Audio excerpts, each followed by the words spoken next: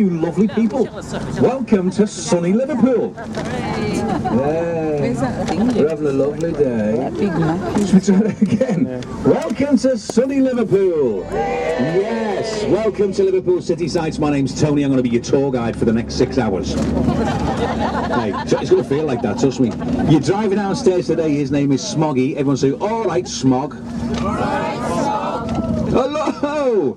First things first, we are actually a very friendly bunch in Liverpool. We do like to make friends very easy. The first thing you have to do on these buses, and I'm afraid it is the law, is you've got to turn to somebody you've never met in your life and say, good afternoon, how are you doing? Come on, no shy people allowed. Perfect, lovely. Can that person now turn back, say, mind your own business? What's it got to do with you? So the idea this afternoon, folks, we're going to have a bit of a laugh around the city. We'll show you some of the sights. We'll get a bit more serious when we get to the Beatles part of the tour, okay? So in the meantime, on your left-hand side, the archway there, built in 1855. We know this because it says it at the top. But the arch itself used to be across the road here where the Ibis Hotel is. Moved across to this side in the 1980s when they regenerated the Albert Dock. In the 80s, this dock was run down and derelict. There was no water in the docks. It was full of mud, sand and silt. The buildings at the time, they were in a real state. And the idea was they were going to completely demolish this dock, landfill it in, and turn it into an outside car park for Liverpool city centre. Of all the people, Michael Heseltine stepped in and said, no, you need to invest money. And that is what they did.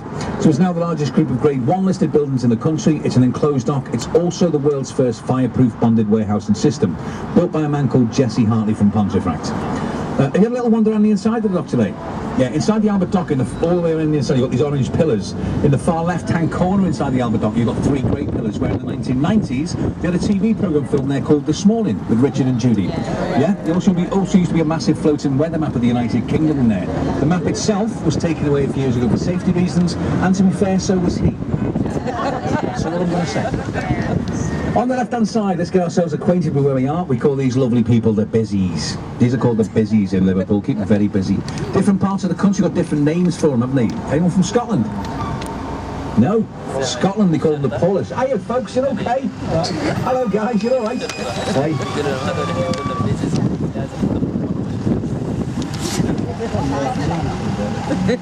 I'm not going to say anything because it gives my tour away. I've done that on purpose so they can hear. So different parts of the country, as I say, different names. From in Scotland, the Paulus in Scotland. Are you from Wales? Don't we from Wales either? Headaloo, yeah, in Wales. Are you from Wales? You just knew it. Just what? Anyone from Ireland? Is it? Peelers, yeah. Is that Southern Ireland, is it, yeah? Northern Ireland call them the Peelers. I think Southern Ireland they call them the Garda. Is that right? Yeah, the Garda in Southern Ireland. When they go on board the last tour from London, he goes, I'm from London, mate. We call them the filth. I was like, all right, okay. But this lovely lady sitting in the front here paid me no attention whatsoever. So I tapped her on the shoulder and said, what do you call them, my love? And she looked at me and she went, my employer. No, you've just dug yourself a massive hole. Madness. So where's everyone from? No, give us a wave if you've been to Liverpool before. Quite a few of you, okay. Give us a wave if you've never been. Okay, give us a wave if you couldn't care less. There's always one. I love it. So where we are now, folks, 200 years ago, we would all be underwater because the banks of the River Mersey came right the way across, all the way as far as ahead of us. This is all reclaimed land. As far ahead of us is John Lewis's department store. Underneath John Lewis's, you will find the world's first ever wet dock. Supposed to be discovered by Tony Robinson and Time Team. Liars. We didn't discover this dock. We always knew it was there. The green gates directly ahead of us, these green gates are from the old sailor's home, the sailor's mission. Banks of the Mersey came right the way up to these gates. When sailors got off these boats years ago, they had money to spend. People knew this. So a lot of these sailors were getting jumped on, getting mugged. Nothing's really changed since, to be honest, has it? But it's also where press gangs used to operate from. Press gangs were members of the Navy. They go into these bars, drop a king shilling in your drink.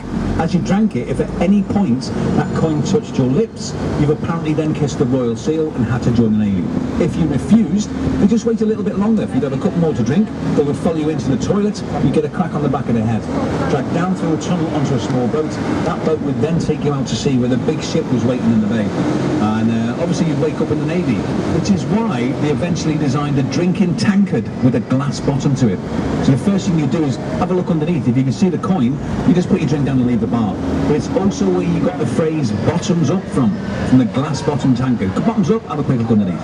So you've learned something new already. Everything we tell you this afternoon is true. Honest. So who booked online? Did people book? Anyone book online? If you booked online, there is small print online that does tell you we have detours on our tours at the moment. That is because in Liverpool, every year, we love to have festivals. This year, we've got a festival of roadworks. Have you seen them? God almighty, they're everywhere. Liverpool One Shopping Centre on your left-hand side, ladies. Have you been there yet? A £1 billion shopping complex. There's over 500 shops in there. But do not fear, there is also a gentleman's creche. There is a nice little bar area. You have a couple of drinks, waiting for your lovely lady to come back with the destroyed credit cards. Liverpool Football Club shops there as well. My big Reds fan, me. Liverpool Football Club called Liverpool One at Liverpool One. What really winds me up is Everton have opened their shop. Theirs is called Everton 2. So their carrier bags read Everton 2, Liverpool 1. Does my head in. Really, really does. So directly ahead of us, at the top of the street, that big white building at the top there, it's called the Adelphi Hotel. Anybody staying at the Adelphi? Really? Did you not read TripAdvisor? You're staying there. You're staying there, or you stayed there? You have stayed there. It's seen better days, hasn't it? Unfortunately, but you can still see how beautiful it used to be inside. It's a real shame because they're investing money all over the city. I really wish they'd put money into the Adelphi Hotel just to bring it back to its former glory. Famous people who've stayed in the Adelphi: Bill Clinton, Eleanor Roosevelt, Charles Dickens, Winston Churchill, Queen Victoria. Old Blue Eyes himself, Frank Sinatra, stayed there. God's honest truth, even Roy Rogers and the horse Trigger stayed in that hotel. We had a lady on board this morning, she went, "I'm sure Trigger checked out my room this morning," you know. I've genuinely documented Trigger the horse stayed there as well. Lewis's department store on your right, first department store in the world to have a Santa's grotto. I remember this as a kid because my mum took me every single year, and then one year she went, "I'm not taking it." But my mum, what have I done? 2032 now. Anyone celebrating them today? Anyone's birthday? Has he got a birthday? Have we got a birthday boy on? Let's have a look. What's your name, young man? Was it? Brendan. Brendan. It's Brendan's 21st? Ish. 25. It's Brendan's birthday today, folks. We never miss out singing happy birthday to anyone, alright? So we're going to do that in a second. We'll just check the lights. Yeah, we'll do that now. After 3, 1, 2, 3. Happy birthday to you. Happy birthday to you. Happy birthday, dear Brendan, who's blushing. Happy birthday to you. Hip hip. Hip hip. Thank you, guys. Happy birthday, Brendan. Even the passers-by wave.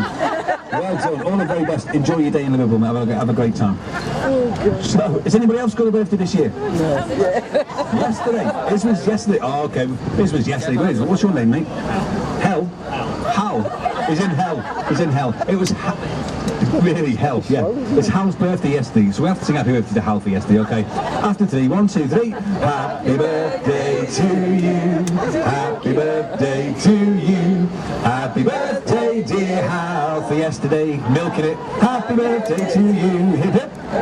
Hip hip. Hip hip. And one for luck. Hip hip. Happy birthday, guys. Have the best. I must like it because normally I'd go hip hip replacement, but it's all right. So anyway, so we have, as you see, putting stuck a bit of traffic today, just so you know. When we go, you see the Lime Street train station ahead of you there? That's the world's first passenger terminus, connected between Liverpool and Manchester. One of the most famous trains to arrive at Lime Street was an engine called Stephenson's Rocket.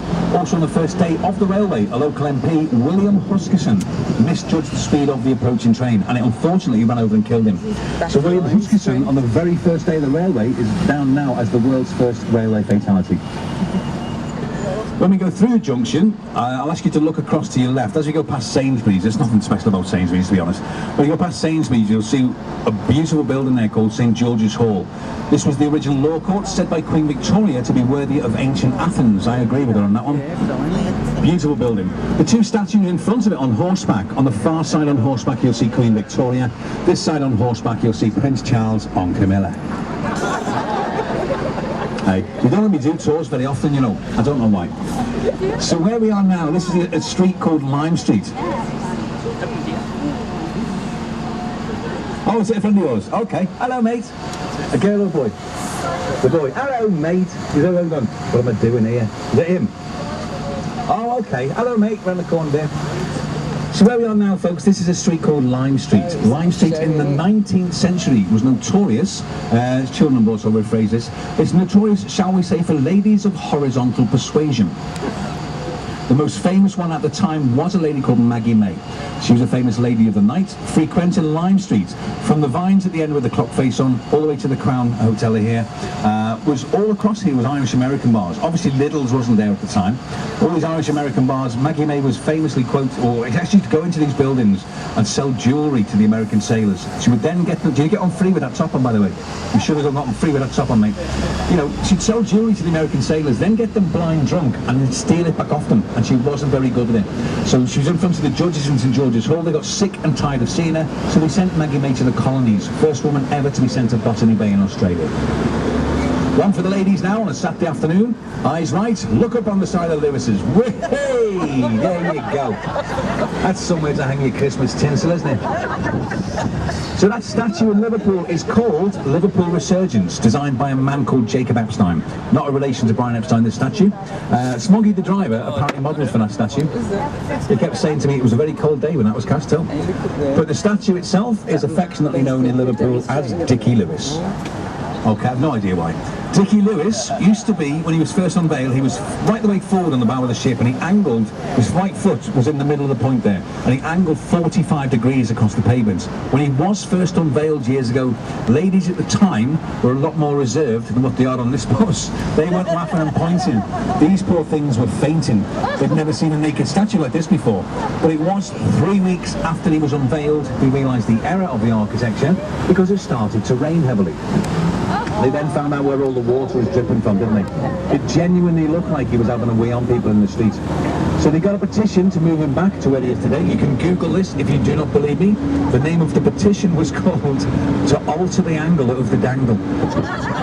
True story. Okay, so we've already got a detour going on now, folks. So no, there's some sort of march coming through town. I think it's all to do with the racism thing at the moment. It's all to do with like knocking it back, because it should be so. You know, we're all getting grown up now. We should be getting past all this. But there's a big march going through town, so we haven't got a clue where we're going. Everything we talk about is up that road. Yeah, they're walking down the street down. I see coming down there. We should be able to turn up the top here, mate. I think. It's not a back road. Yeah. Yeah, we might be able, you know, when we get to the very top, behind the cathedrals, we might be able to turn that way, mate. What you do? Yeah. So where we are now, I'll tell you what, this is where we are now. This is a road called Brownlow Hill. Now, Charles Dickens is reputed to have got some of the ideas for the story of Oliver Twist by coming to Liverpool. He used to stay in the Adelphi Hotel. At the top of this hill, there used to be on the right-hand side the largest workhouse in Europe. Okay, held about 5,000 children in this workhouse. At any one point, you get about at least 7,000 children crammed into this workhouse. In Liverpool, we had 6 workhouses. Okay, so this was the largest one in Europe, this one here. But we think that Charles Dickens got some of the ideas for Oliver Twist by staying in the Adelphi Hotel. This is Brownlow Hill. In Oliver Twist, Mr. Brownlow turned out to be Oliver Twist's grandfather. He had the workhouse at the top. When Oliver Twist in the film runs away to London, it's set in London, isn't it? He runs away to London, but he's halfway to London. I think the stone marker says something like 96 or 112 miles to London, something like that. If you work out the outskirts of Liverpool to the outskirts of London, it's 217 miles, so it's almost halfway. So, you know, some of the ideas for Oliver Twist were from coming to Liverpool. So this is we call this the Knowledge Quarter of Liverpool, really. You've got 4 universities in Liverpool, John Moores, Liverpool, Hope and Edge Hill University. 85,000 students plus come through Liverpool each year, going to be rising again in the future. We know there's about, you know, we have the highest retention rate of students in the country as well. When they graduate, they do enjoy the city that much. A lot of them tend to stay. We also know that they bring about £125 million worth of revenue into Liverpool. I think that's extortionate for pot noodles and beer, don't you? Ridiculous, that. So here's the first glimpse of our cathedral. But before we go to the cathedral, it looks slightly ahead of us. Behind this tree there, you'll see a red brick building with a big white turret on the top of it. So that is the Victoria Gallery Museum, designed by a man called Alfred Waterhouse. He eventually got himself the nickname of Slaughterhouse Waterhouse because all his buildings were in this red terracotta brick. Queen Victoria said it looks like an abattoir with all the red brick, so she called him Slaughterhouse Waterhouse. So as we come around the back here now, you will see the first of our two cathedrals. This is the Metropolitan Cathedral of Christ the King. This is our Catholic cathedral, affectionately known in Liverpool as Paddy's Wigwam, due to the shape of it. Obviously we have a lot of Irish heritage in Liverpool, a lot of our family members from Ireland as well. So it's called Paddy's Wigwam. It's a beautiful cathedral. The spire is made from over 25,000 individual pieces of stained glass. On a lovely, am I in your way there, mate? Sorry. On a lovely sunny clear day, when the light hits that spire at the right angle, you'll get a kaleidoscope. All these different coloured shards of light are shooting down across the wall, across the floor, up the walls. It's absolutely beautiful when it happens. Obviously the bells can't be inside, so the bells are at the front here on the campanile. The bells are called Matthew, Mark, Luke and John. The largest bell is from the original workhouse, the largest workhouse in Europe. That's the original bell up there. Obviously in Liverpool we have nicknames for everything. Our bells are called John, Paul, George and Ringo. People often say to me, is Ringo that big bell? I keep that answer to myself, to be honest. So we're going to turn right at this junction, but if you look slightly ahead to your left, the Unite Students Village, that building there in 1940 was the Oxford Street Maternity. And it was on the 9th of October 1940, inside that building, you would have seen, coming into the world, John Winston Lennon. 9th of October 1940, in that little building there. I think it's a shame we don't come down the street either, where that police van is down the bottom there. He was born on the street, but he was also married on the street. Halfway down the street on the left, number 64 Mount Pleasant, is where John Lennon and his first wife Cynthia got married. The story is that they actually laughed at each other all the way through the service, because believe it or not, there was roadworks then as well. The sash windows were wide open, the roadworks were outside, they couldn't hear a word that the registrar was saying to them, so they just laughed at each other all the way through. His hand in a way was forced to marry Cynthia as well, because she was pregnant with Julian at the time. It's Brian Epstein, he actually said to him, Brian Epstein said to him, if you don't marry this girl, there's a chance people are not going to buy your records. So he got married in secret. Turning left onto the only street in the world that we know of that has a cathedral at either end. We have the Catholic cathedral at this end, built by a Protestant, and a Protestant cathedral at the far end, built by a Catholic. Ironically connected by a street called Hope. But one building I'd urge everybody to go into on Hope Street. There's this one coming up on your right-hand side of the traffic lights. A very ornate, old-fashioned building called the Philharmonic Dining Rooms. Just do us a favour, folks, when we pass this yellow bus, can you all just laugh your heads off just for a sec as we go past? Ready? After go on. They're all like that now. I wish I was on that one. So the Philharmonic Dining Rooms on your right-hand side, I do that every time I go past them. Philharmonic Dining Rooms, grade 2 listed building. Inside there you will find a grade 1 building. That is the gentlemen's toilets. These are grade 1 listed toilets because they're tiled with very rare marble. It's a bit windy, isn't it? Very rare marble called Connemara marble from Ireland. With it being, it's like a pink marble, isn't it? With it being grade 1 listed, it means it's a tourist attraction. So ladies, you're allowed to go into the gents' toilets in the Philharmonic Hall, dining rooms, and have a little wander around. Hey, joking aside, go and have a look at them. They're worth over £1 million. They're amazing. Also where you go to get your free drink, free glass of bubbly in there as well. Now this is the best reveal in Liverpool, I think. The second of our two cathedrals. This is the Liverpool Cathedral, which is the largest cathedral in the country. It's the 5th largest cathedral of any denomination throughout the world. It took 74 years to build, and it was designed by a 22-year-old called Sir Giles Gilbert Scott. He also designed the Red Telephone Box, Battersea Power Station, the Tate Modern, Glasgow University. The cathedral has the largest Gothic arch in the world, the largest individual stained glass window in the world, the highest, heaviest, loudest peal of bells in the world. It's got the largest musical instrument in the country, which is the Willis organ. There's over 10,000 pipes. Top of the tower, 331 feet to the very top, and on a very clear day you can see Blackpool Tower from the top of that spire. You can also see Mount Snowdon, part of North Wales. If you are extremely lucky without a cloud in the sky, you can see the Taj Mahal. No, you can. It's the Indian restaurant in the middle of town. It has got the best naan breads I have ever tasted in my life. They're amazing. Absolutely amazing. They are amazing. So that's the city part of the tour done. We aren't compact as a city centre, but the area of Liverpool is quite a large area. We're now going to turn, we're now going to turn left into a beautiful suburb many of you might remember from the 1980s, a little area called Toxteth. Now Toxteth in 1981, we had a little street party in Liverpool, very popular, spread to Manchester, to Birmingham, to Bristol, all as far down as London. We know them as the race riots of the 80s. I just want to explain something. It was only at the time, in the 80s, there was a recession going across the country, 3-day working week, not enough money coming to the house. Everybody was fed up. In Liverpool, in Toxteth, there was an extreme amount of police brutality and racism from the police in the 1980s in this area. A young black boy was arrested for stealing a motorbike. The police beat him up, it was his bike. Okay, so the area itself was like, enough's enough, we're not putting up with this anymore. The whole place erupted. 400 policemen hospitalised, one person was killed, and about 100 buildings completely destroyed. So the riots weren't a race riot amongst the community, it was a riot against the police for the brutality that was going on at the time. So we're going to turn right into the area that the riot started on. The riot started just where that yellow mini is, on the corner of Upper Parliament Street and Princes Road. As we turn right, this little section is an area called Toxteth Park. Toxteth Park is older than Liverpool as a city. It's over 1,000 years old. But this place has always been a place of worship. You see what I mean? It's still, I think this is still the most religious area I've ever seen on the planet, to be honest. But this is where the riot started. The Rialto on the corner here was completely destroyed at that time.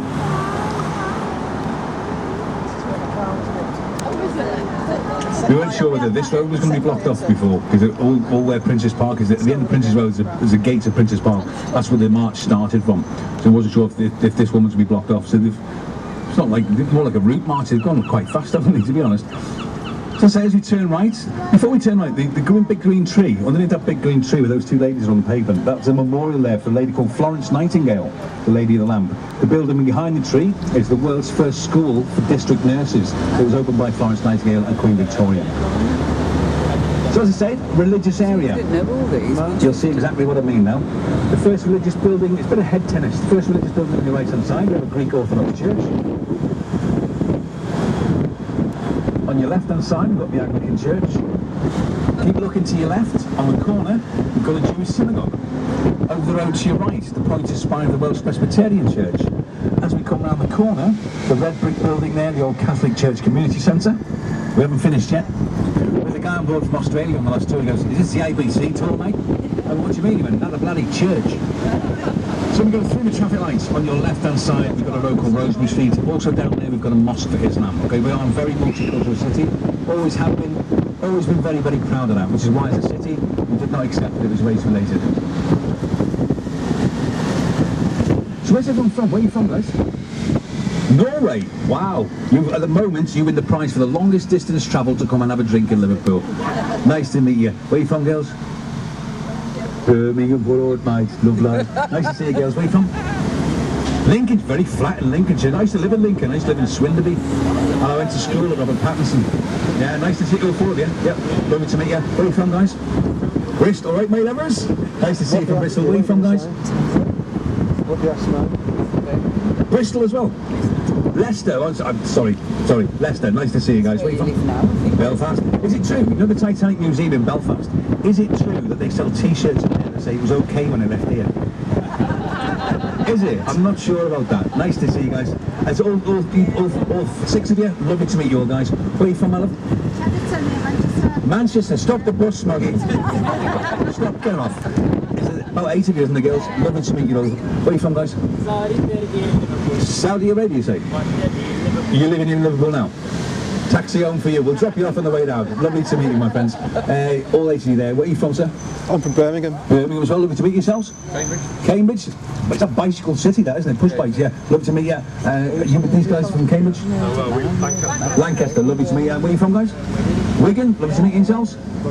Dundee in Scotland. Lovely to meet you guys. Welcome on board. Okay, so where are we going now? Let's do this. This is where the march started from before. So this is the area we're in now. It's an area called Toxteth and the Dingle. I've always called the Dingle Ringo Land, because this is where Ringo Starr, this is where Sir Richard Starkey of Beverly Hills, as he likes to be known now. This is where he was born and brought up till about the age of 22. Now, of all the Beatles, Ringo's the oldest of the Beatles, but he's also the sickliest as a child. At the age of 4, Ringo had peritonitis of the appendix, which nearly killed him. And then at 14, Ringo had pleurisy. Now, years ago, when you had a respiratory disease, you were stripped away, taken away from society. Sounds a bit familiar, that, doesn't it? We've been doing that for the last couple of years. So because years ago you were placed into a sanatorium, and Ringo was in that sanatorium for almost 18 months. While he was in there, the nurse said, "Have you thought about doing something with your time? What about joining the hospital band?" His reply was, "Actually, I wouldn't mind playing the trumpet." She then said, "You're in hospital with a breathing difficulty. I don't think playing the trumpet's going to be the best thing for you." So they gave him a snare drum, and then, in my opinion, he became one of the best drummers in the world. The very first drummer was a guy called Pete Best. Now, Pete Best ended up getting sacked because he wanted Ringo to come in as the drummer. But John Lennon asked about Pete Best. He said, "Look, Pete was a great drummer, but Ringo was actually a better Beatle. Ringo Best had his mop blonde curly hair, didn't want to get cut till mopped up, didn't want to sing. But Ringo Starr just went, yeah, all right. Just got on with it, didn't he? John was also asked, was Ringo Starr the best drummer in the world? To which he said, he's not even the best drummer in the Beatles. Okay, so I'm about to turn right into Sefton Park. Now, Sefton Park is where this bus now becomes a Keep Fit bus, especially on the left-hand side. There's going to be some trees popping in to say hello to you folks this afternoon, so you have to be careful with these trees, move away from the left slightly. Smuggy does his best to avoid the trees, but there's some places we can't actually avoid the trees that much. I've been on the council to cut these trees back. They said they've sent someone. Yeah, they've sent Stevie one there. But also at the same time, please be very careful. I don't want to see anybody hit with one of these branches. It's not this, you know, it's so difficult for me to do it all. I'm laughing my head off, I can't do it. So please be very, very careful, okay? So Sefton Park, the largest of our 15 parks, 2.5 miles to do a complete circuit. This is also the park, Sefton Park. Ringo Starr actually said he lost something here very precious. I'll leave that with you. Yeah. It's also where John Lennon's mum and dad, Julia and Freddie, started going out together. They used to meet at the centre of the park at Boating Lake. Freddie was always asking Julia out, and she was always saying no. When he asked why, her reply to it was, well, because you wear a stupid hat. So he said, well, what about now? He took his hat off and he threw it as far as possible into the middle of the boating lake. And she really liked his style for doing that. Well, when he asked her again, obviously she went, well, yeah, okay, of course I will. So before, a few months later, the 9th of October, 1940, into the world came John Lennon. Trust me, folks, you won't be getting off with a six-pack, all these sit-ups. Look through the trees to your right-hand side there. It looks like a big white greenhouse with the trees. Beautiful building that. It's called the Liverpool Palm House. It's also a listed building. Watch the trees, folks. The Liverpool Palm House was in disrepair for quite a while. When they decided to regenerate it, they received a donation of £1.5 million. It took 3 years to find out where the money came from. Eventually found out that it was George Harrison who donated this money. And when he was asked, well, why have you just given all this money to the Palm House? His reply was, honestly, as a kid, I used to throw stones at it and break the windows, so I wanted to give something back. I think it's just a lovely gesture, really lovely gesture. Also in the 1980s in Liverpool, we had a very popular TV programme filmed here called Bread. Remember Bread? Freddie Boswell, Lilo Lil, Meet with the Allotments. This is when it was all filmed. This is all Green Bank Allotments here. Freddie Boswell up and down this road with his little dust cart. For those of you who have no idea what I'm talking about, let's just say Lilo Lil made Freddie Boswell a very happy man. Wasn't his wife. That's all we're going to say. Do you remember the streets they lived on? Do you remember the sloping streets? They used to live at the bottom of the sloping streets. We will get to see them, not close up, but I'll point them out to you towards the end of the tour. The sloping streets. They used to put the police code duck. You picked the wrong seat right in the middle there, haven't you? Hey, the sloping streets, they used to put, getting waved at by the kids there, have a look at it. Honestly, if you get the urge to wave at people this afternoon, folks, honestly, feel free to wave at anybody you like. You're going to get waved at so many times. Just even if you want to start the wave off, wave at them. They will wave back. I'll just give you one word of advice: do not wave at the teenagers. All right? Different type of wave you'll get back. Just so you know.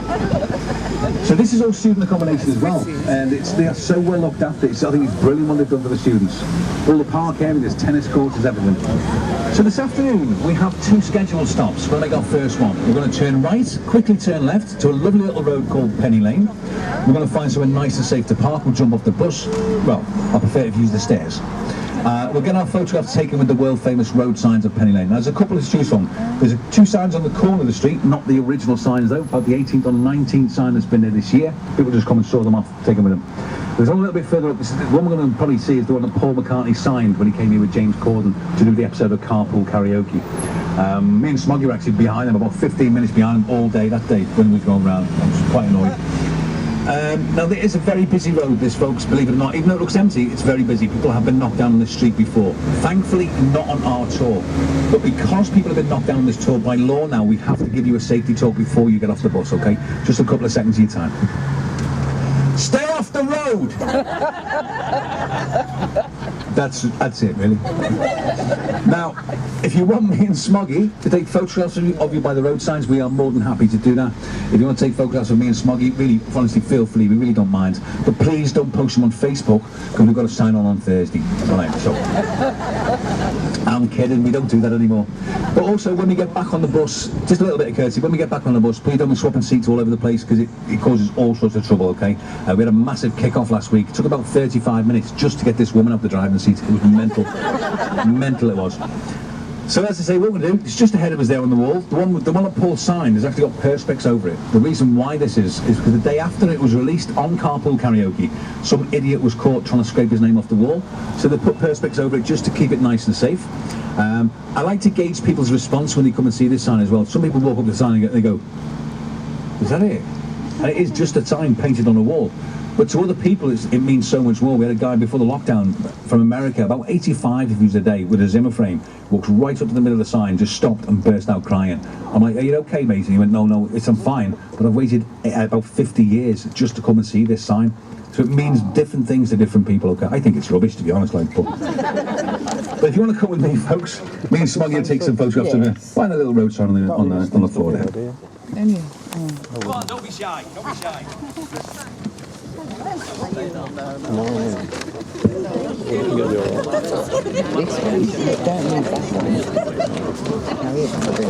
Shall I get up now? Get up.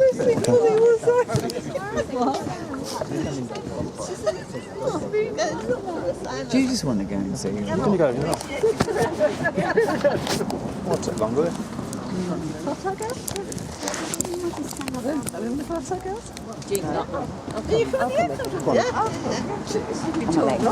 They'll take ages to decide.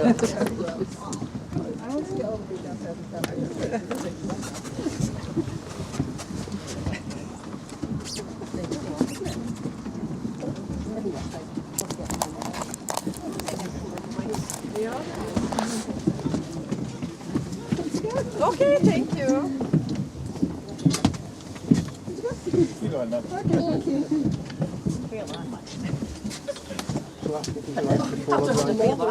I know. I know. Embrace it, embrace it.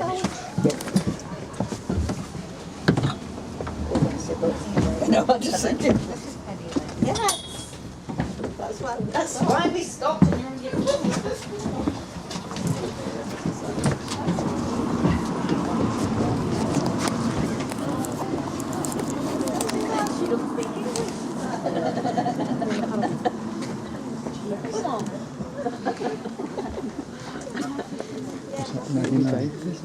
What?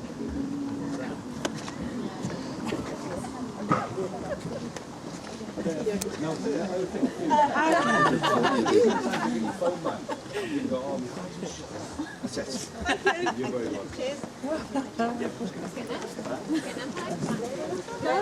you want to come on it with me and then we can get the photo? Yeah. Camera. Yeah, it's just, I just have to learn to reflect, yeah.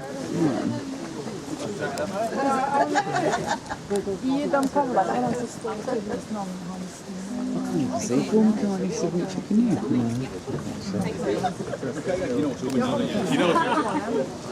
on, you're going to get in or not? What's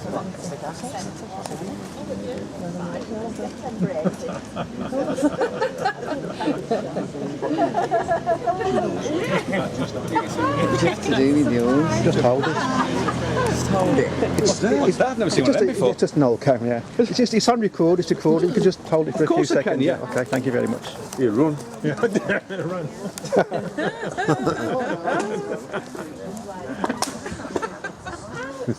Where are you? Penny Lane. Where's the signature? See where the red mark is? I'll zoom in on for you. I'll zoom in on it. Where that red mark is. So you see the outline on his name? Just where your finger was then. To the left a bit. Oh, right. Up. See, he's got an outline, and out to the left, slightly down. That's where your finger is. Yeah. That's it. Oh, I can see it now, yeah. What year was that? 2 years ago. Just over 2 years ago. Thank you very much for that. I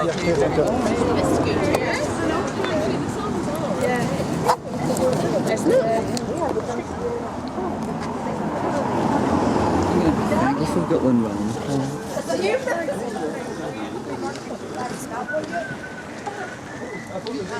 yeah, the others can't help me. Penny Lane. Is this Penny Lane? It must be Penny Lane, yeah.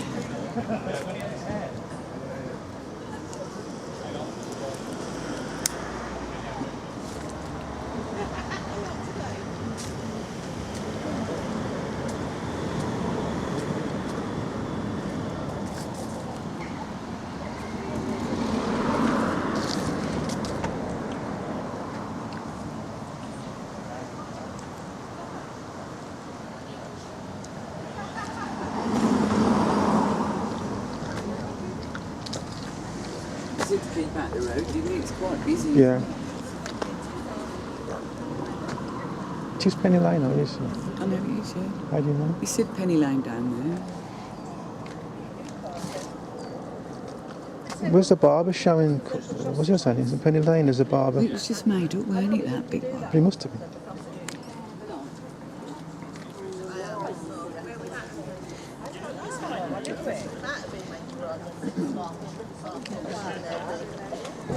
I have got a weird, vague recollection of something, but I can't remember who it was. And did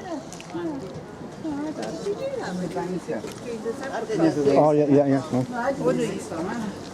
It's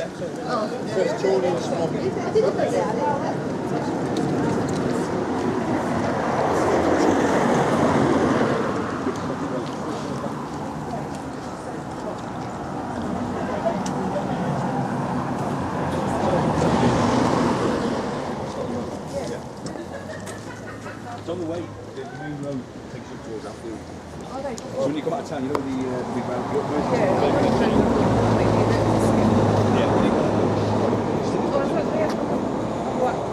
Well, I'll take the I'll take you now.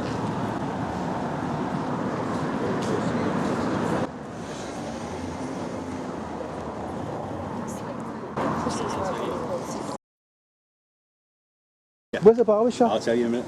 Be patient, be patient. Where the bear connects on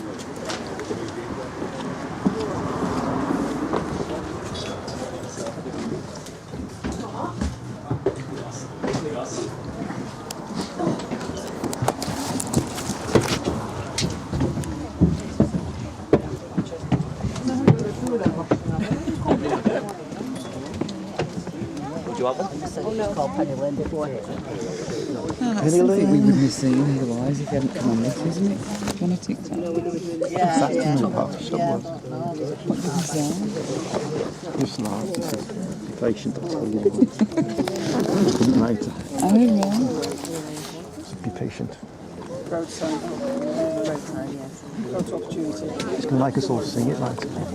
Gee, it's not so cold when you're not on the move, but it's the wind, isn't it? What's that, huh? It's when you had earphones, I suppose. So you can hear him. Otherwise, his voice would just fade off into the distance, wouldn't it? Back on board? Yeah. Give us a little wave if you're not here. There you go. It's some waves as well. Are you sure? Okay, so we've all heard the song Penny Lane, haven't we? Okay, you can't talk to me, on my video. Yeah. So we're going to play it for you. Now, if you know the words, if you know the song, please, whatever you do, don't join in because it ruins it. I'm joking. Honestly, if you want to sing your little hearts out, sing your little hearts out on this bus. Don't be embarrassed about singing and enjoying yourself on this bus because you're not going to see any of these people again, are you? So just enjoy yourself. Here we go.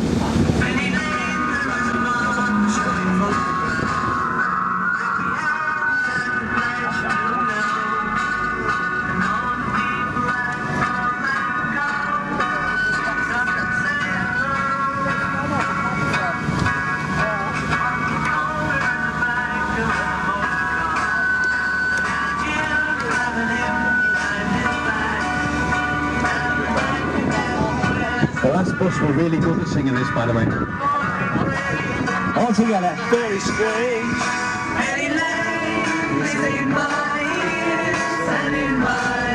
Yeah, in your ears, in your eyes, up your nose, in your hair, everywhere.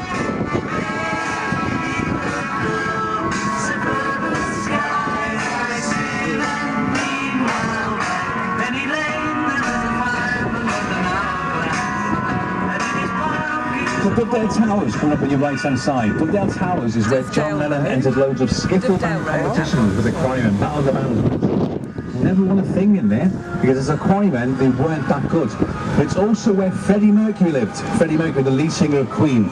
He was fanatical about John Lennon and he moved in there to be as close to John as actually he could possibly be. He went in there to watch John in a Battle of the Bands, and there was a room available upstairs. So he just moved in to be close to him.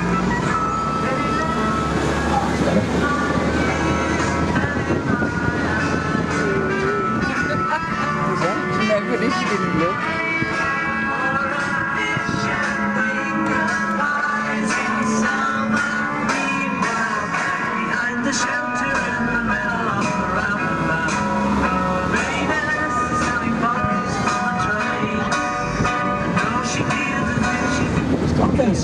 the length of Penny Lane, I don't know if you've noticed, but not one of the reference points is actually on there. There is a barber shop, but that's not the original barber shop. That's only been there for a couple of years. Shamelessly cashing in on the good name of the Beatles. You wouldn't find us doing that, would you? But all the reference points for the song Penny Lane are ahead of us now. As we go through the junction, look ahead to your left-hand side. The first thing you'll see is the off-licence. Next door to the off-licence, you'll see Tony Slavin's Barbers. That's the original barbershop from the song Penny Lane. It used to be called Bioletti's, that barbershop. It was an Italian barbershop when Paul McCartney used to go in there. Who's seen the episode of Carpool Karaoke? Give us a little wave, show of hands. Only a few of you. It's a shame. If you haven't seen it, honestly, YouTube it. Go on YouTube and search Paul McCartney Carpool Karaoke. The episode is brilliant. Paul McCartney went in there with James Corden on a wet Tuesday morning. The lady's face was priceless. For about a minute, she just went...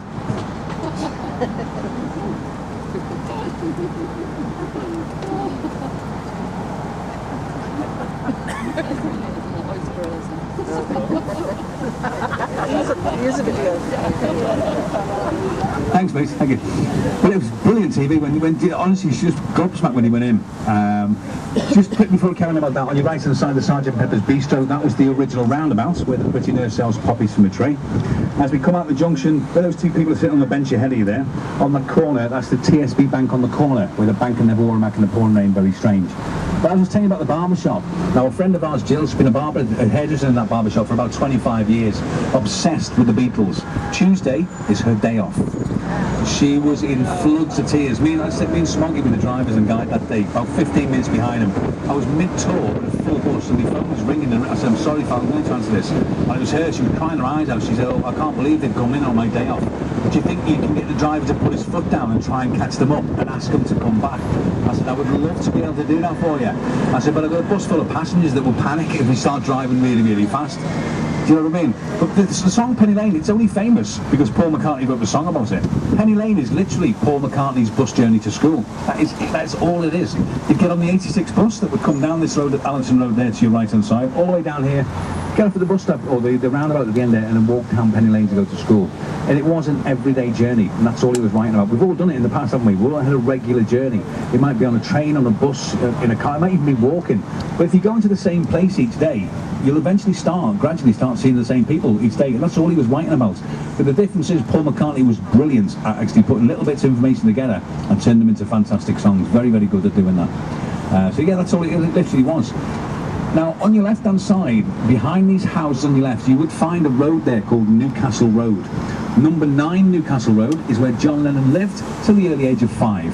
When he was first born, his dad Freddie was a merchant seaman. Went off to sea, didn't come back for 5 years. When he came back, Julia thought he was never coming back, so she moved on with her life. She had a new boyfriend by this time, a man by the name of John Bobby Dykins, and had 2 daughters to him. Freddie came back and said, look, I would have been back sooner, but I was locked up in America. And he was telling the truth. You know, he jumped ship from the Merchant Navy, and he was found very much worse for wear, staggering down a street in New York.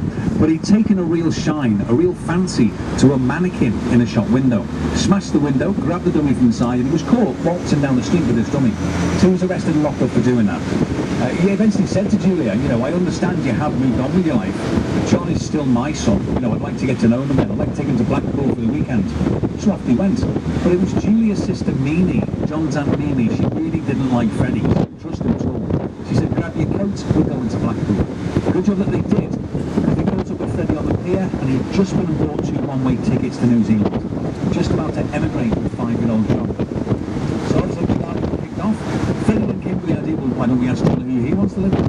Which I think really is a lot of pressure for a 5-year-old little boy who'd never been to the seaside before. He'd never seen a fairground ride or a amusement arcade, all the lights and attractions. As a 5-year-old little boy, you probably thought he was already in New Zealand. No idea that it was anything to 13,000 miles away. So he chose his dad. And as they walk off the pier, and Mimi steps up and shouts, bring that boy back here. Over my dead body, are you going to take him? So they stop and turn round. John then sees his mum unconsolably crying and then ran back to his mum's arms. If that hadn't happened, we would have been on the Jerry Marsden tour today. Wouldn't we? We might have been called the Kiwis, we just don't know. But it still didn't finish there. Mimi was still a bit annoyed with Julia. You know, she was like, you're not really fit to look after him. You live in a 2-bedroom house. Your 2 daughters sleep in 1 bed, which means John's going to sleep in the same bed as you and your new boyfriend. It's not his dad. That isn't going to happen. So Mimi threatened Julia with the social services.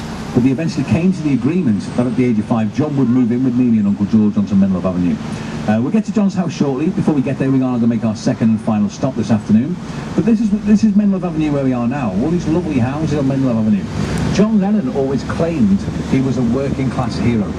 Okay, this is the area John Lennon grew up, far from working class. You know, but he was a clever man. He claimed to be working class because his target area for music was the working class of the city. So he claimed to be working class so he could appeal to the working class. Now, before we get to John's house, we're going to make our second and final stop. So look, it's called Strawberry Field.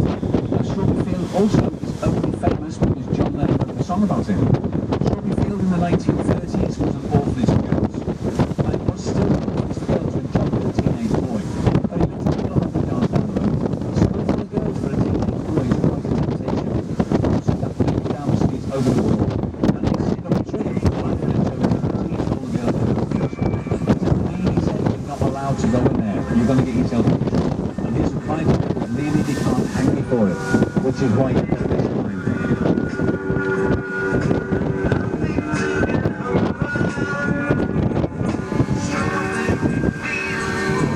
Strawberry Fields itself in the 1980s and the 90s, the orphanage itself got closed down and the place went into disrepair. The last few years, just before prior to lockdown, they spent over £2.5 million regenerating it. It's now open again to the public as a drop-in centre for underprivileged children with learning disabilities, where they can eventually come and learn new skills. There's a step-to-work training programme for the children as well in there, and some of these kids that go here can learn, like they get skills. There's a step-to-work programme that gives them training while working with the Salvation Army to help them gain employment in the future. I think it's brilliant what they're doing for the kids in here.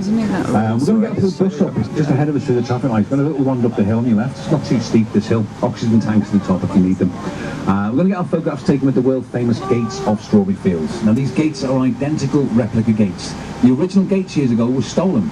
People who stole them probably had no idea really what they were going to do with them, because they couldn't sell them for scrap because they were so easy to identify. But also half of Liverpool went out looking for the people who stole the gates. So the gates miraculously appeared again 100 yards away from where they took them from, with a little note that just went, sorry. So it's just up that hill on your left-hand side there, only for about a mile. It's not far. I'm kidding.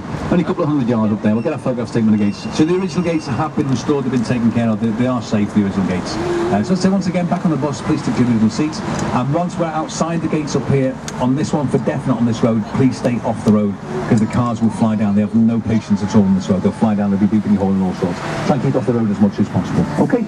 By all means as well, folks, if you don't fancy the walk up the hill, feel free to stay on the bus. You don't have to come in if you don't want to. Stay on the bus, isn't it? Sure. I don't know what to do. Probably walk for a minute. Wait a minute. No, wait a minute. Let them all go through. Spider. Probably off his tree. Oh, great. It's got no.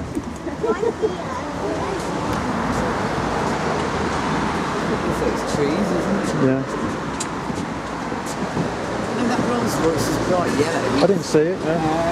You're probably on the camera.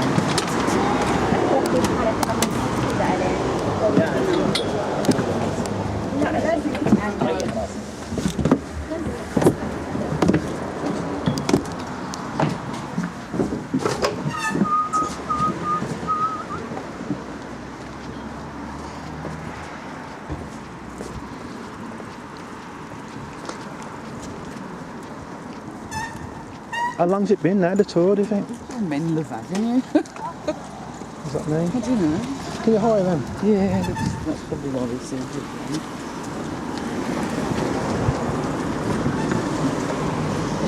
I'm not filming you still, are you? No, I'm just getting it ready.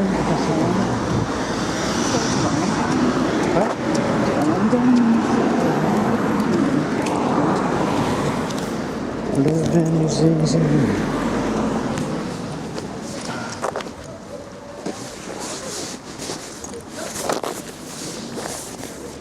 Walk, if you don't get used to walking, isn't it? We'll be able to go. I've got it head out.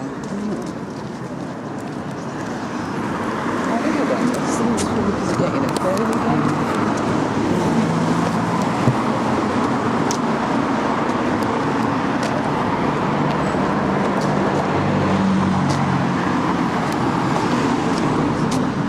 Did it 3 times a day, this. So what's up here again? Said there was a move or something. They've been put back since. Because people returned with a note that said sorry. But he said that these were replicas. I'm not sure.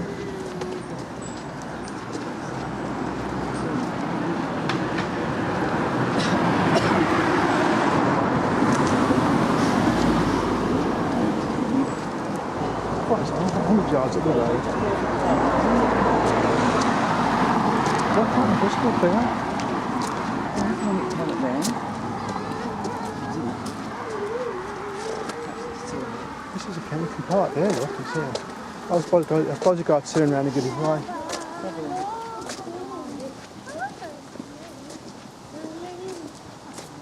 15 minutes. What's this?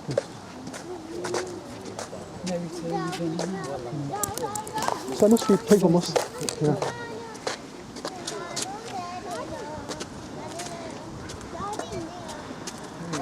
One got it. Yeah. All right.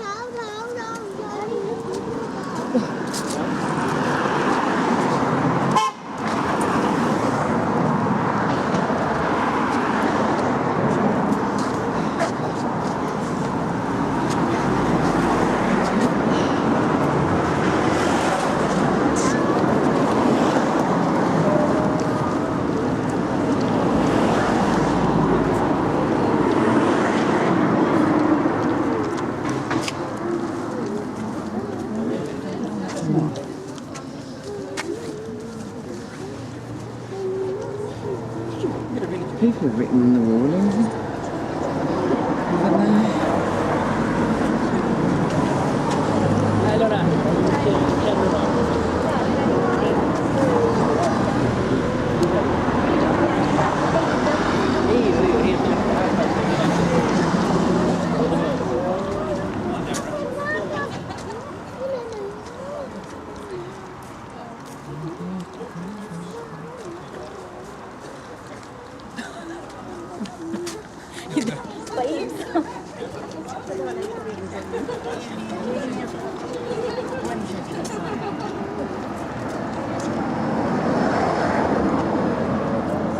Is this where the actual school was, you say? Yeah.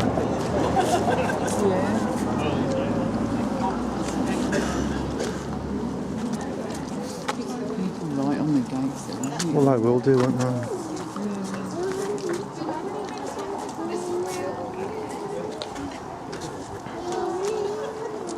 So, this is Fate Order. On the back then. Oh, see how they all looked at you then?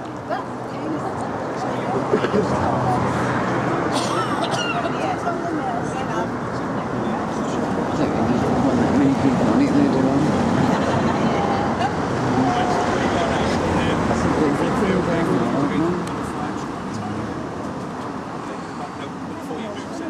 Get back. Perfect. I'll do them all right today. What am I on You got another one, Karen? Yeah. You're going to give me a camera? Yeah. I'm Buzz. That's right, yeah. Is this where the actual school was? Yes, this is where the office was, yeah. Yeah.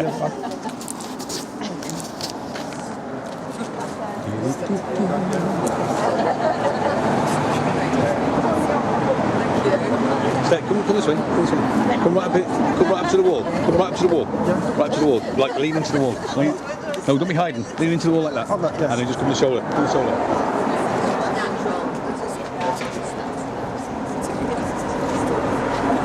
So when you go home and you can pause this and like That's right, yeah. get the picture off it. Okay, thank you. There you go. Brilliant. Appreciate Thanks that. a lot. Thank you.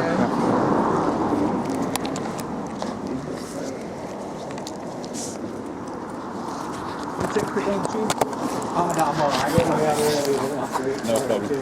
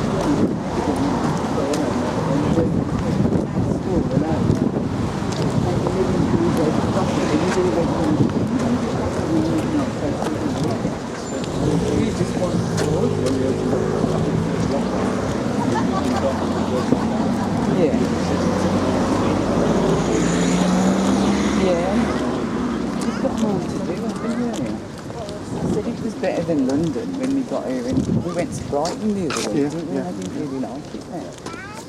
Well, Liverpool is so friendly. Yeah, It is a friendly Brighton city. You was get the good. odds. Oh, yeah. You get that everywhere. Yeah. As a city, you know, you get lots of Liverpool. Ask Alexis if anything. Oh, what's up?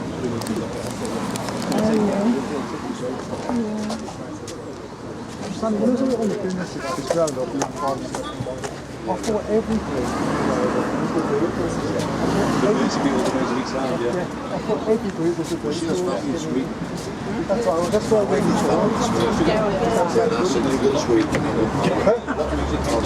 Yeah, I know, yeah. Is there friendly rivalry going on with Sweden and Norway?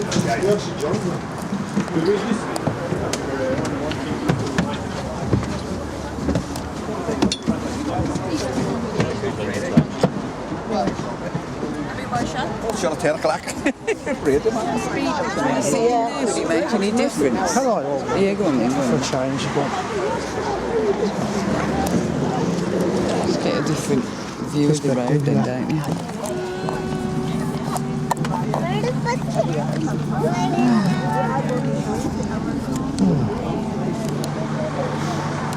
How long the tube? Tommy Stewart.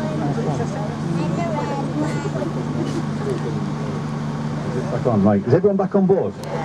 Yeah, I always have to check. I have to check before we leave it. I've left people here before. Not on purpose though. It was one day it was absolutely hammering it down with rain. We had a half-covered bus hammering down with rain. There was two lovely ladies missing. I thought, oh no. Walked all the way back up to the top there to find them. Couldn't find them anywhere. I was soaked through to the skin. Couldn't find them. Walked all the way back down. They still weren't on the bus. And I was like, oh, I'll have to leave them. I can't wait here with all the rest of the passengers. They can get on the next tour that comes round. I got back to the Albert Dock. These two lovely little old ladies, drowned rats, come walking towards the bus. And I am so sorry. I did go back up to Strawberry Fields to find you. This lady went, Strawberry Fields? You left us at Penny Lane. So I've always got to double check. I have to double check. Okay, so keep your cameras handy, folks. Just come up to on your left-hand side. You're going to be outside your last childhood home. There's one road come up your left-hand side, Vale Road. This is where John Paul Julia was knocked over and killed by a due to drug policeman. So here we go, ladies and gentlemen, on your left-hand side here. Welcome to number 251, not this big one. This little black, I'll keep your noise down, there's a National Trust tour going on there, okay? So this is number 251. Can you still hear me at the back if I'm talking like this, folks? Yeah. This is number 251 Menlove Avenue, known as Mendips. This is the last childhood home of John Winston Lennon. And the windows The blue plaque on the wall beneath the big window there says John Lennon 1940 to 1980. 40 years of age when he was shot. Only occurred to me a couple of weeks ago that this year in December, John will have been upstairs longer this year than he was actually alive. 41 years ago, he was shot in the back 5 times by Mark Chapman outside the Dakota building. The blue plaque also reads, musician and songwriter lived here from 1945 to 1963. So 18 years John lived here. When John Lennon was shot, Yoko Ono came to Liverpool. She then bought this house and she gave it to the National Trust. She knew there was something of importance in this house. So you can do tours like we are doing now inside this house, also inside Paul McCartney's house through the National Trust. Both houses are decorated all the way back into 1950s. All the fixtures, the furniture, all the fittings, everything is 1950s. So these tours in the winter, like a museum inside there now, all the very old furniture. John's bedroom was the top left-hand window, that small little window there. Now, in the winter time, we did actually do these tours in the winter time. The last tour of the day sometimes will give me about 4:45 at night. It's quite dark in the winter, 4:45, isn't it? Very, very dimly lit inside this house. You know, so there was a lady sitting in the front seat. It was probably about 4 years ago now, and I've never heard a woman scream as high-pitched in my life. In John's bedroom, there was a guy with long hair and his little tiny round glasses. At the top of her voice, high-pitched, with, "Oh my God, he's in the window." I was like, no, I hope to God it's not him, to be honest. But I had to do a double take because it really did look like him, do you know what I mean? It was quite spooky. But yeah, so also when John long hair first and learned to play the glasses on, and she guitar, said, "Oh my God, he's in the wind." Aunt Mimi called it nothing but noise. She bought him his first guitar, it cost £21. And when he learned to play, it's called nothing but noise. Get that noise out into the porch. So just underneath John's window down that porch lane. That's where John, it's hard to believe that in that tiny little space there, you would have found Paul McCartney, George Harrison and John Lennon all sat down in that little tiny space writing their music. Some of the greatest songs the Beatles ever wrote was inside that little tiny porch lane. It's madness, isn't it? Absolutely mad to think. But also at the same time, Aunt Mimi, cheers Smoggy, also Aunt Mimi, she's very famously quoted as saying, listen John, the guitar's all well and good, you can have one if you want, but you'll never make a living out of it. Or whatever. Not until he became famous. When John Lennon became famous, he then bought Aunt Mimi a bungalow in a place called Sandbanks, all the way down in Poole in Dorset. And that is close to being the third most expensive place on the planet to buy property. Took on holiday, when he got to there, he gave her the front door. She was furious with him. She was like, how dare you buy me a house? And he said, well, you've looked after me all my life. It's now my turn to look after you. I just want to make sure you pay. But she got even angry when he went inside the house, because above the fireplace, embedded into the wall, was a guitar. Underneath that guitar, a hand-painted note from John that said, the guitar's all well and good, you'll never take a living out of it. Very sarcastic. Lads, we're all very complicated. John Lennon was on a different scale of sarcasm than humour. When he first went to America, the journalist said to John, which one are you? John Lennon went, I'm Eric. The journalist said, oh, Eric, is that good? He went, no, it's John, mate, it was just a joke. But when they realised humour, just getting away with all sorts, they just used it more. It was just a big joke to them. One journalist said to John, hey John, how did you find America? I just turned left to Greenland. Everything was sarcastic, everything was a funny response. And he just felt laughing, he just went to box all the time. Now, we're going to turn right at this junction. Sometimes, where that door is, that pub door there, sometimes there'll be a guy in there, bald-headed guy, a bit like me, flesh-coloured hair. He comes to that doorway and he'll stand there, he'll wave at the bus, and then he'll go, just to wind it up. He might not be there at the moment, but sometimes he'll come out to that doorway. Now we're going to turn right at this junction. Once again on the left-hand side of the bus, please be very careful of these trees as we go down this avenue on your right-hand side, okay? It's a shame we don't turn left here though. I call this area Ground Zero for the lads really. This is a place called Walton, another really rich, affluent area of Liverpool this. It was the 6th of July 1957 at the St. Peter's Church at the Walton Village Fete. It is where John and Paul first met. They met through a mutual friend of theirs called Ivan Paul. The quarrymen had already done a set in the afternoon. They were just moving all their gear across into the church hall, ready to do another set that evening. Paul McCartney was already sat down in the church hall, just in the corner, playing away on the piano. John Lennon, 17 years old, quite arrogant, quite cocky, struts across to Paul McCartney, goes, what do you think of that, mate? Paul was only 15 at the time, and he just looked at John, I mean, honestly, he sort of thought that was rubbish. You know, you've just been on stage, you're swearing, you're drinking, you're smoking, you don't even know the words to any of the songs that you're singing, you're just making everything up, it's not very professional. So John Lennon then leant across Paul McCartney's shoulder with this beer-smelling breath and said, well, do you think you can do better? Paul McCartney just looked at him and went, yeah, I do. First thing he did, took the guitar off him. First thing Paul did, to impress John, was he tuned the guitar in. And John wasn't a great guitarist to begin with. So he had to make people tune the guitar in for him. The second thing he did was he turned the guitar over. Paul McCartney played that trumpet. I personally think it's a real gift, a real talent to be able to play any musical instrument. But to be able to teach yourself how to play all those chords back to front, upside down, whichever way you want to look at it, he never changed the strings out. He just taught himself how to play a right-handed guitar left-handed extremely well. The only other person I can think of who can do that is Jimi Hendrix as a guitarist. Paul played on a song called 25 by Eddie Cochran.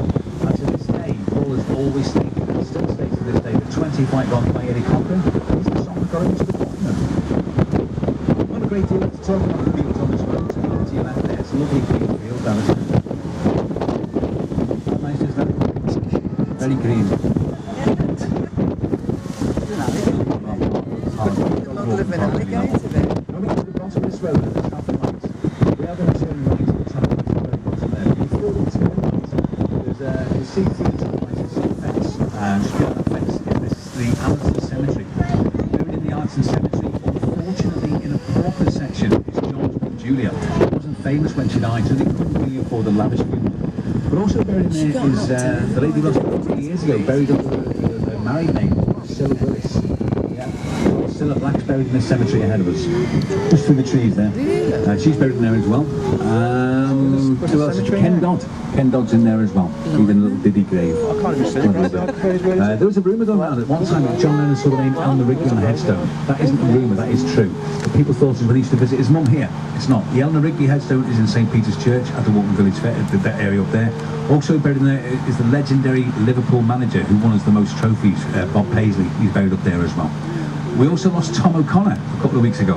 I'm not sure where he's gone in here or not, but I met Tom O'Connor twice, and that man is just a pure gentleman. What a lovely, lovely man. One of my favourite lines ever that Tom O'Connor said was, "In Liverpool we've got nothing, but you're welcome to half of it." Do you know what I mean? Just a lovely man, seriously genuine.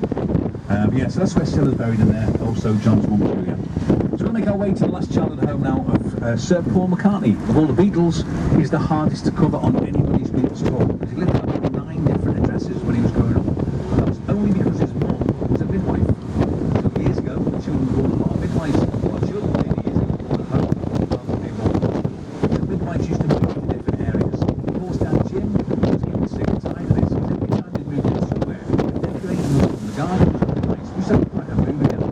So let's see the powers that be. And they said, look, okay, fair enough. Moved to this one private area called Allerton. They moved into number 24 Road. But unfortunately, tragedy struck 12 months after moving because his mum was diagnosed with breast cancer. She died shortly afterwards from epilepsy and treatment of breast cancer. Paul's dad, Jim, was grieving. In his own grief, he had no idea how to deal with his own son's grief. Now, just speak to Horn Smog, see if he's there, mate. Now usually, when there's not the house directly ahead of us, but the house to the right where the blinds are open, sometimes there's a little boy comes running to this window like a lunatic, and he's not going to do it, he's going to make a liar out of me. He's not there. In that window where the blinds are open, there's usually a little boy in there called Kai. Kai's 4 years old. He's been waving at this bus since he was 1. And he was there earlier on. He might be up here a little bit further, sometimes he is, he's not. But it's a shame he's not there, because this little kid is adorable. Right? I was driving about 5 or 6 weeks ago, and they were in the garden, the front garden, so I stopped the bus right outside the house. I said to his nan, look, we've been waiting all this time, we'd like to give you the free tour. So we got him on about 3 weeks ago, and his nan turned around to me and said, oh, they're not here. His nan turned around and said, I'm so grateful we've done this, because he starts school in September, so you're not going to see him anymore. So we had a big banner drop about 3 days ago, right outside the house, with a huge banner they put down the side of the bus, just wishing they put this new school. Had the crest there and everything. And it's just a shame he's not there, honestly, you can see what I mean. He's just the sweetest little thing ever. It's just a shame he's not there. Smuggy's downstairs now, he's going, for goodness sake, will you shut up about this kid? Because we were just talking about it all the time. So anyway, we're going to make our way just up here at this bus stop. Unfortunately, we're not part of the National Trust. We're not allowed to get a bus here, and we're also not invited to bring the bus down Paul's Road. We did it on our very first day of doing these tours, and all the residents came out and started hurling all sorts of abuse on us. So we have to do a bit of a drive-by. So Smoggy's going to block off the junction, because he really couldn't care less, to be honest, he'll block anything. But as we look down the street, as we look down halfway down the street on the right-hand side, you see all the houses set back in the middle. Don't worry at the back, guys, we'll edge forward for you as well. We're only allowed to block the junction for a certain amount of time. Where the houses are set back in the middle, you see one house only that has red roof tiles. Yeah. So at the back, just gives a little thumbs up with the back when you can get to see this. The house is set back right across in the middle on the right-hand side. Yeah. One house has got red tiles. Yeah. So that is number 20 Forthlin Road. That is the last childhood home of Sir Paul McCartney. Now, Paul McCartney still owns this house, even though it's National Trust, 1950 style decorated. Paul still owns the house. There's his own front door key, which is why when he came here with James Corden for Carpool Karaoke, he just let himself in. He had a little wander around the inside. It honestly is a brilliant episode. And so he had a little wander around the inside. One of his same little anecdotes about when he was growing up there. One of his favourite rooms to play music in the house was the downstairs toilet, because of the natural acoustics, the natural echoes out of there. Also, his dad was also a bit of a wind-up comedian. Paul was becoming more and more famous. He used to have to sneak out in and out through the crowd. Sometimes he'd sneak in through the back door. And this is how much fun his dad was like. Paul would sneak in through the back door, go into the living room, and his dad would have invited some of the girls from outside. They'd be sitting in his living room having cups of tea and biscuits. Paul used to be like, for God's sake, I'm trying to avoid this. He used to have to disguise himself as well to sneak out through the crowds. Every time he was halfway through the crowd, in disguise, his dad would open the front door and go, "Ta-da, son!" just to wind him up, because he was just a wind-up merchant, his dad. Now, outside number 24th Road in the 1990s, in a Range Rover with blacked-out windows, was Paul McCartney and Heather Mills. Yeah. We don't like Heather Mills. We don't like her at all in Liverpool. Come on, let's be totally honest. What attracted Heather Mills to 30 years her senior, multi-millionaire Paul McCartney? Hey, I wonder. People often take the mickey out of Heather, you know. I think it's pathetic. That's terrible, isn't it? Hey, it's awful. I used to hate dancing with her. We used to slip around, we used to go.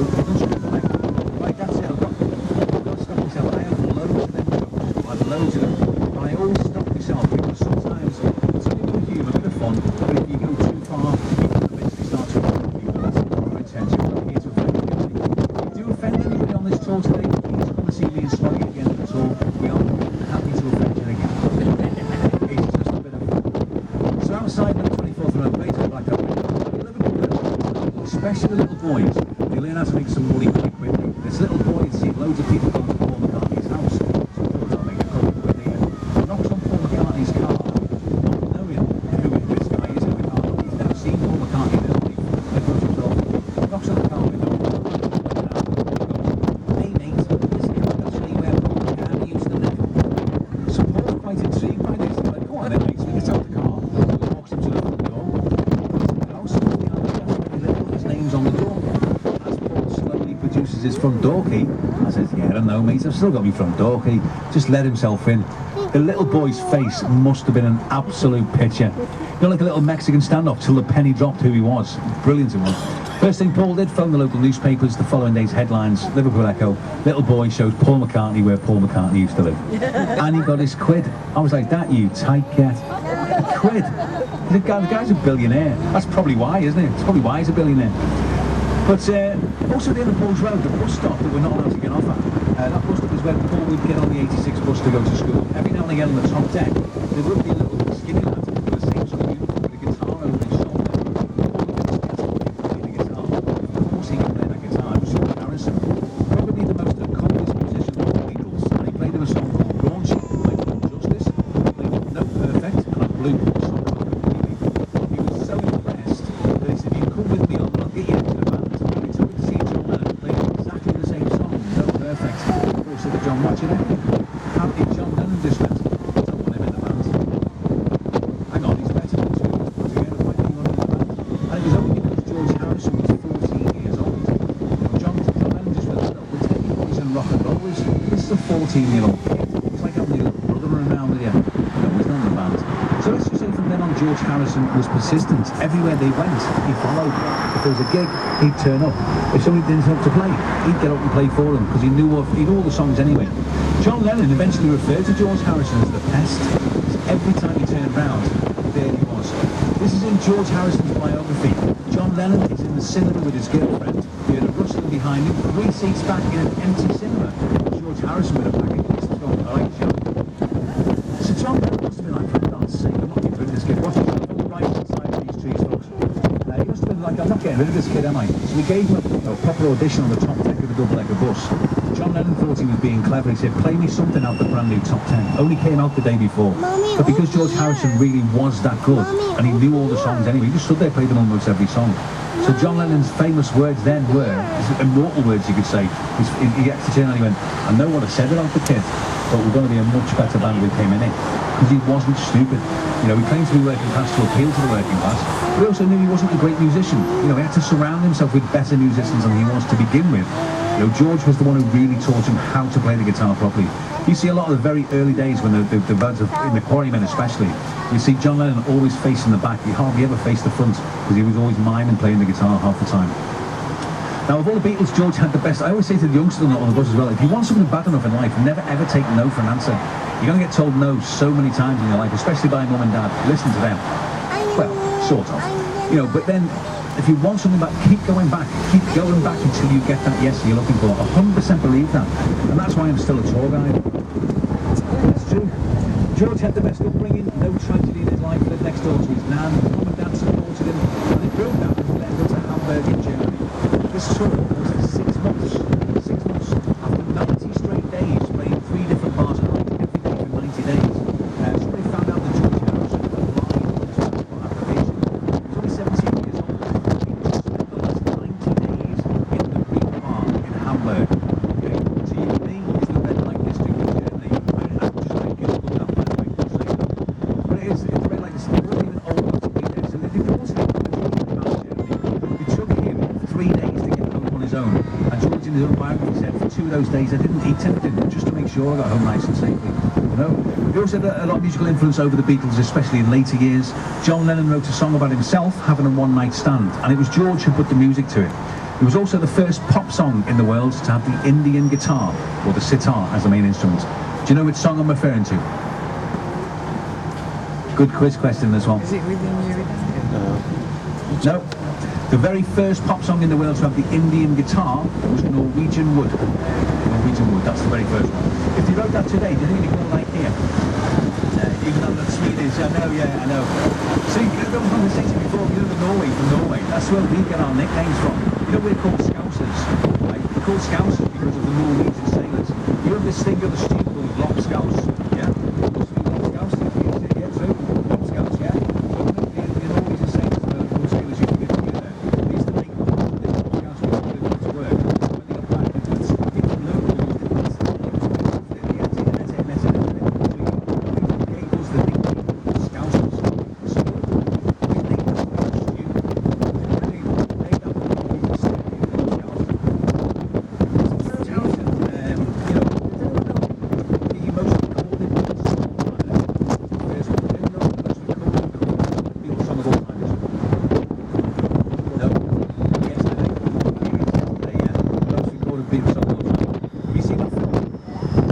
You've all seen that film, it's the brilliant concept, that, isn't it? No, we took a moment, nobody in the world's ever heard of it. A great film to get onto. Have you seen the film Scylla? Sheridan Smith. Yeah. Oh my God. Sheridan Smith is incredible. Isn't she a playing Cilla Black? Absolutely superb. Brilliant. Now, you'll be pleased to know, I know you are, and I am too, getting bored of my own voice. So I'm going to play one more song. Well, I'll play this one. This song is a really good feel-good song, this one. The Last Bus, like I said before, they were brilliant at this. Really, really good at singing this. What we really need from you, you know it's singing, but what we really want from you are the oohs. The oohs on this song are the best part of it. I will do the head shaking, because I've got the head for it. But you'll know which one. It's a great song, this one.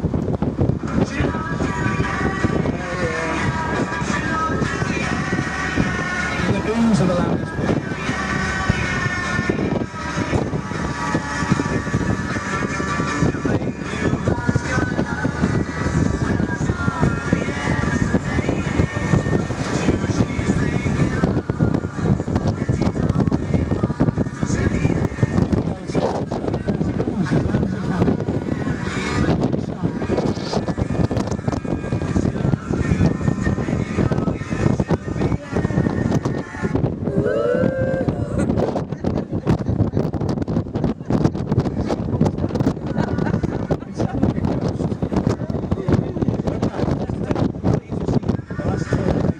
Steam train that goes there. Here we go.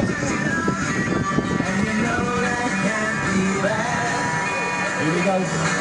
Yes, you love me as well. And you know you should be there. Yes, we're getting there, we're getting there.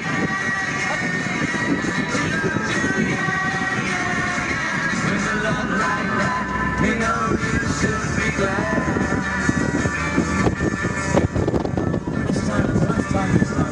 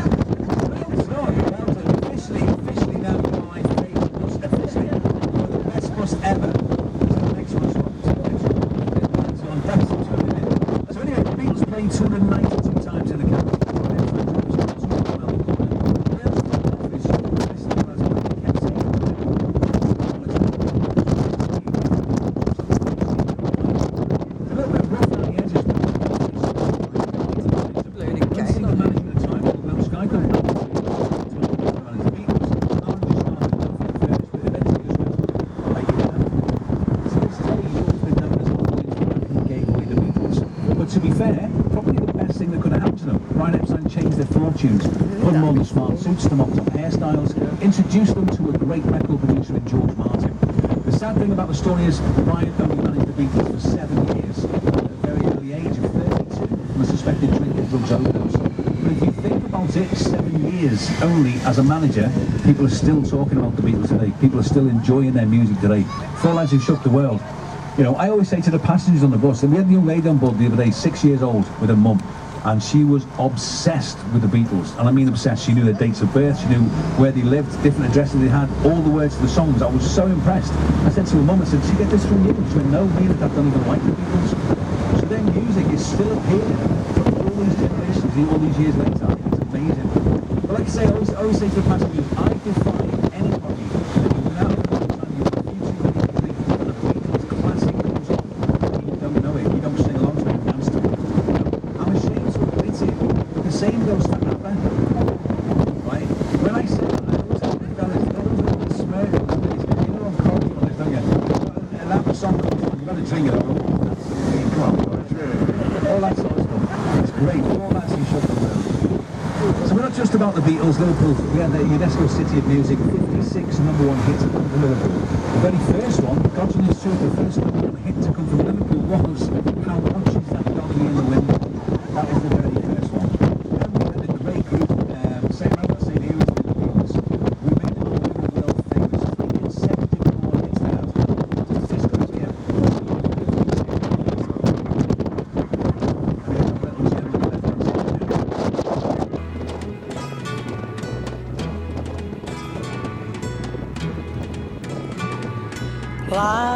Life goes on day after day. Hearts torn in every way. So ferry cross the Mersey, 'cause this land's the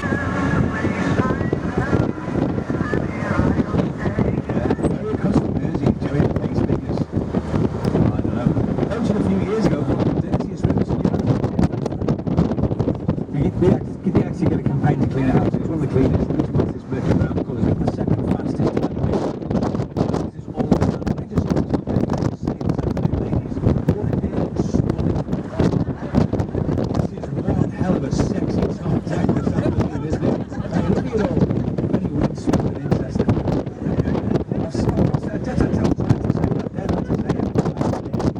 I am jealous. Oh, yes, touche. So, the bread streets, up the ridge there, you're right, all the houses across the top, sloping the streets up, was filled with in the 1980s up there. Remember them? So where the archways, all the archways to the left, you see a cream house with 2 windows. So the street, the red house with 1 window. You don't see that street there? That's where my nan was. My nan's mental, absolutely mental right now. I'm sure I'm not doing it. There they are. I said to my nan the other day,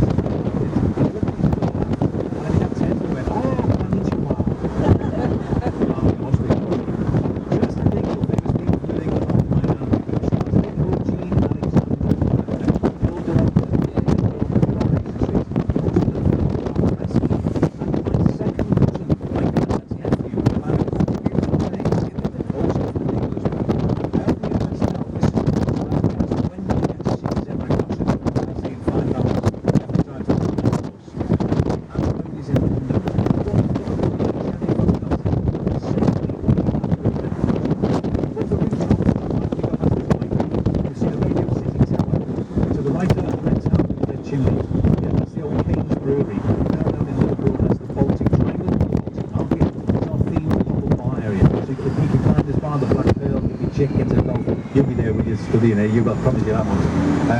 But it's a brilliant place to go. Loads of street food vendors in there as well, it's a great place to go. But on the side of King's Brewery is a massive mural, a huge mural of the Abbey Road album cover. But there's nobody on the zebra crossing. It's an open thing. It's a brilliant photo opportunity. It's a lot safer. It's much safer than the one in London. Now, when I was coming to the end of the tour, I always play one more song before we get off. Nice little song, this one. Don't worry if you don't know the words to this. What I find bizarre actually about this song is every time I played it, when it gets to the chorus, the whole bus ends up with the chorus. The whole bus. Yeah. Also, please don't be tempted to Google this side of the wall, the right-hand side. It's not what you think it is this side. Please don't Google it. Here we go, we'll just finish off with this.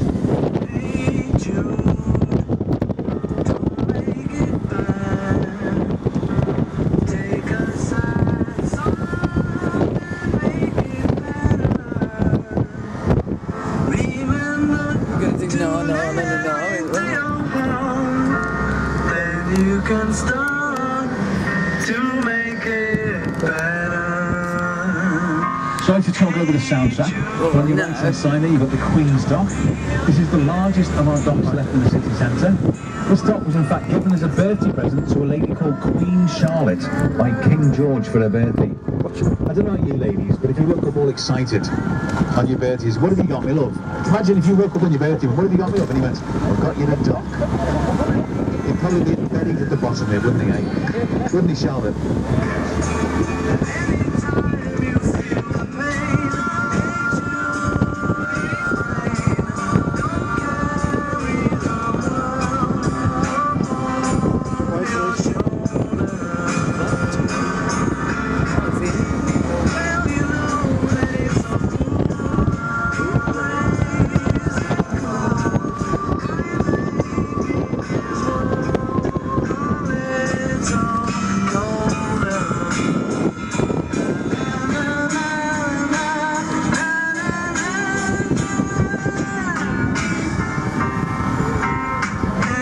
This statue comes up on your left hand side there. Anyone know who that is? No?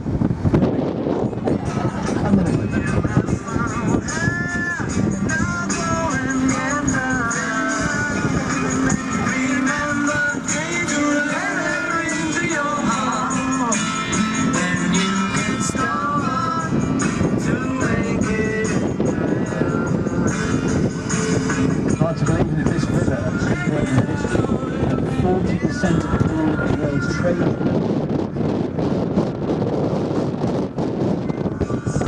Over 9 million people emigrated from Liverpool many years ago as well. Outside the river there is Birkenhead. One of the greatest things about Birkenhead is the view of Liverpool. We call that the dark side of it. It's even worse than Manchester.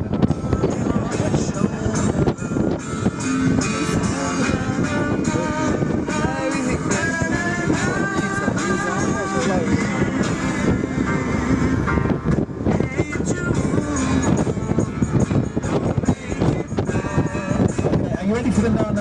This is the easy one now. Don't be embarrassed because you're getting up in a second, are you? You're not going to see anything yet. And I will maybe shame you if you don't join in. Just saying. No, it's dead easy. Here we go, arms in the air, side to side. No. It'll warm you up as well. Here we go. Don't be shy. Go!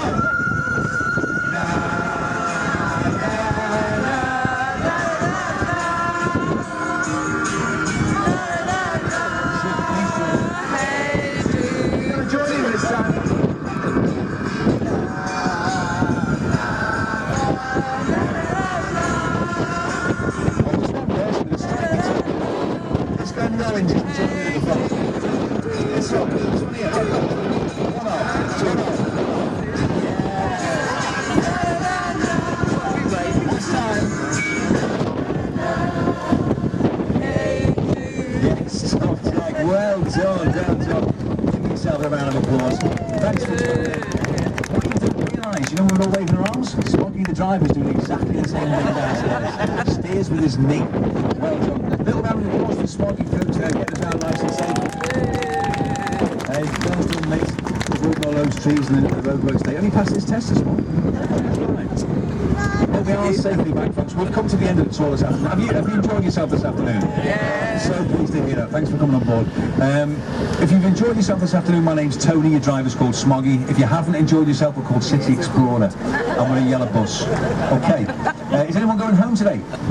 No, happy days, great stuff. So you stay for a few more days, a couple more days. While you're in Liverpool, folks, all I can say to you is relax. Relax and enjoy yourself. Let yourself go a little bit. Don't beat yourself up, don't hold yourself back.